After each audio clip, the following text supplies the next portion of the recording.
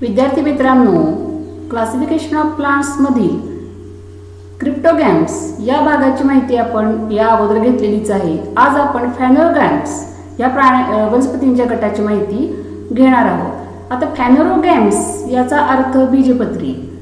मग याचे अजून काय वर्णन आहे किंवा अजून काय माहिती आहे ही आपण पुस्तकातली माहिती आपण बघूया. Plants which have special structures for reproduction and produce seeds are called as फॅनोरगॅम्स.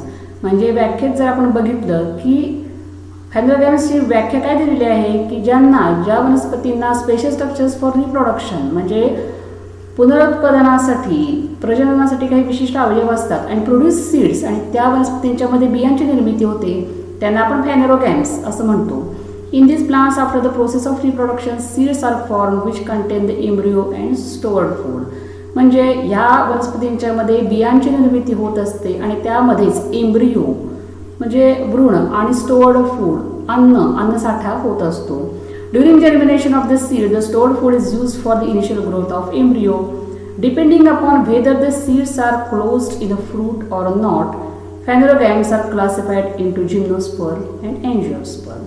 महत्त्वाचं काय की फॅनोरगॅम्स म्हणजे काय, ज्यांच्यामध्ये प्रजननांग असतात आणि त्याच्यानंतर त्या वनस्पतींच्या मध्ये काय होतं की बियांची निर्मिती होते. मग आता ह्या ज्या बिया आहेत त्या फळांमध्ये झाकलेल्या आहेत किंवा नाहीत यावरून त्या फॅनोरगॅम्सचे परत दोन गट पडतात. त्यातले ते दोन गट म्हणजे कुठले तर जिम्नोस्पर्म अँड एंजिओस्पर्म. आता मग त्यातला पहिला जो गट आहे म्हणजेच डिव्हिजन जिम्नोस्पर्म विषयी आपण जाणून घेऊया. जिम्नोस्पर्म म्हणजे आपण अनावृत्त बीजी असं म्हणू शकतो त्याला मराठीमध्ये, अनावृत्त बीजी. इंग्लिशमध्ये त्याचा अर्थ किंवा त्याची फोड जर आपण बघितली तर इथं खाली आपण अगोदर बघूया. जिम्नोस्पर्म म्हणजे gymnos naked and sperm means seed. म्हणजे काय, नेकेड सीड्स म्हणजे यांच्या बियांवरती आवरण नसतं आणि त्याच्यामुळे आपण त्यांना काय म्हणतो अनावृत्त बीजी म्हणजेच जिम्नोस्पर्म्स. आता इथं बघा, इथं काही महत्त्वाची उदाहरणं दिलेली आहेत. या आकृतीवरून आपल्याला सहज यांचं वैशिष्ट्य लक्षात येतं. अगोदर आपण आकृतीचं निरीक्षण करूयात मग वैशिष्ट्य जर आपण बघितली तर ती सहज लक्षात येतात. इथे बघा, इतर वनस्पतींसारखी अशा फांद्या वगैरे दिसत नाहीत. असा इथं झुपका दिसतोय इथं पानांचा किंवा फांद्यांचा असं म्हणूयात आपण. फांद्यात दिसतच नाहीत परंतु असा हिरवा झुपका दिसतोय. इथं सुद्धा इथं असा कोण आहे. तर मग इथं वैशिष्ट्य आपण काय सांगू शकतो बघा. अगोदर इथं त्यांनी काय ऍक्टिव्हिटी दिलेली आहे. Observe all garden plants like cycas, Christmas tree, hibiscus, lily etcetera and compare them. Note the similarities and differences between them. म्हणजे सगळी ती इथली झाडं दिलेली आहेत त्यांचं निरीक्षण करायचं आणि त्यांच्यातलं फरक ओळखायचे.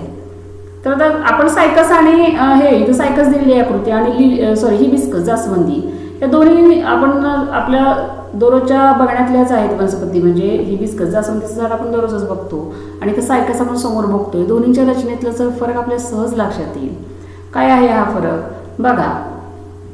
आता हे त्यांनी जिम्नोस्पर्मचं उदाहरण म्हणून दिलेलं आहे. ह्याच्यावर आपण वैशिष्ट्य काय सांगू शकतो. Gymnosperms are mostly evergreen, perennial and woody.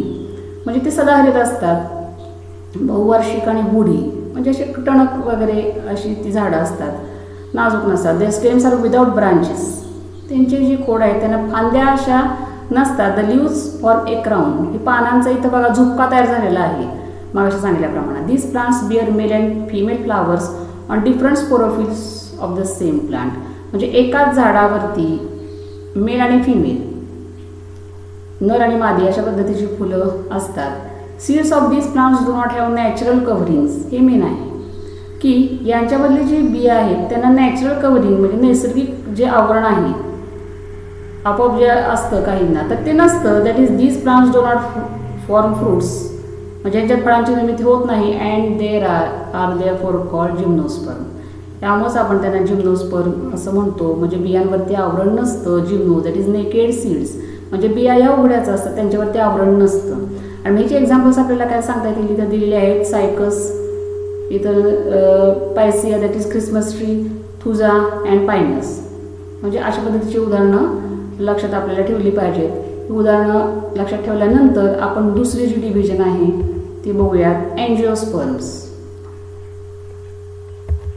इथं जिम्नोस्पर्म म्हणजे अनावृत्त बीजी आणि एंजिओस्पर्म म्हणजे आवृत्त बीजी.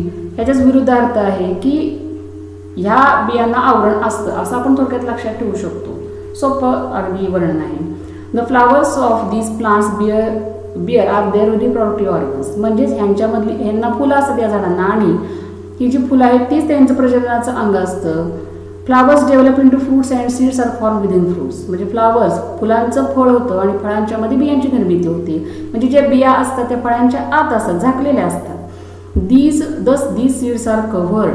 म्हणजे बियांवरती आवरण असतं. Hence they are called as angiosperm. म्हणूनच यांना एन्जिओस्पर्म म्हणतोय.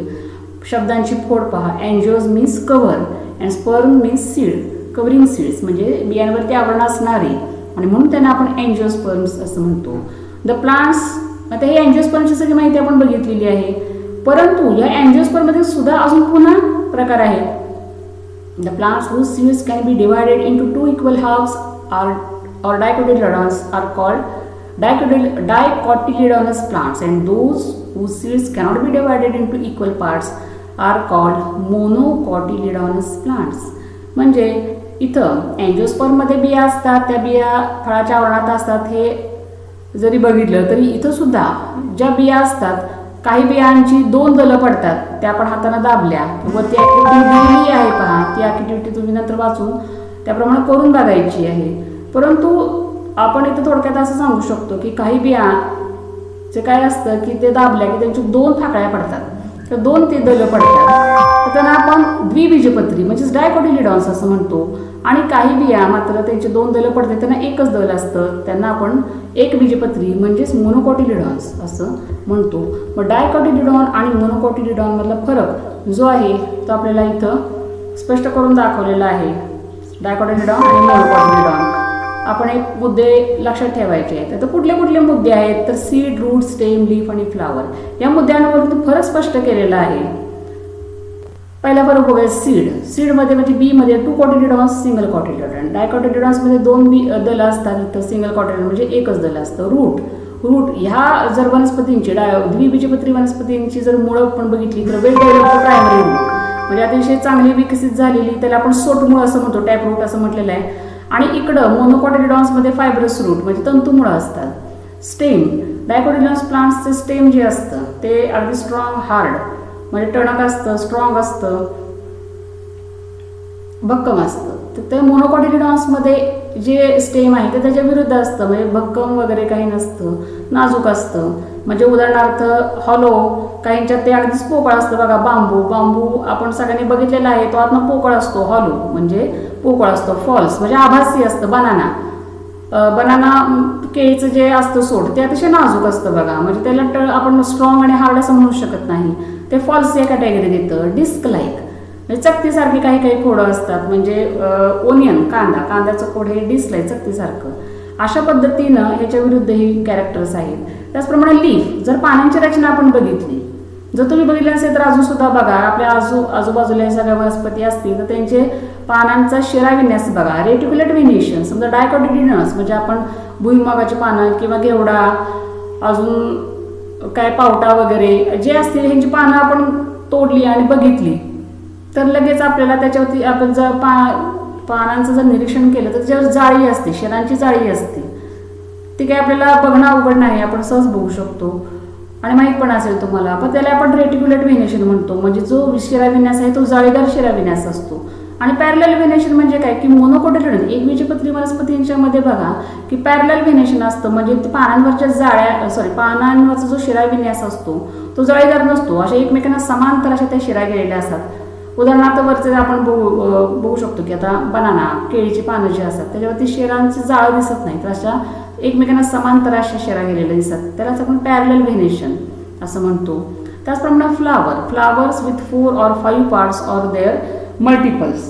म्हणजेच इथं काय होतं की चतुर्भागात किंवा पंचभागात 5 भागात अशी त्या फुलाची विभागणी होते. म्हणजे 4 पाकळ्या 5 पाकळ्या असं. आणि flowers with 3 parts or in multiples of 3 त्यालाच आपण ट्रायमिनस. म्हणजे इथं आपण फुलांची रचना बघितली तर ती आपल्याला काय दिसते तर विथ 3 पार्ट्स म्हणजे त्रिभागी असं आपण त्याला म्हणतो.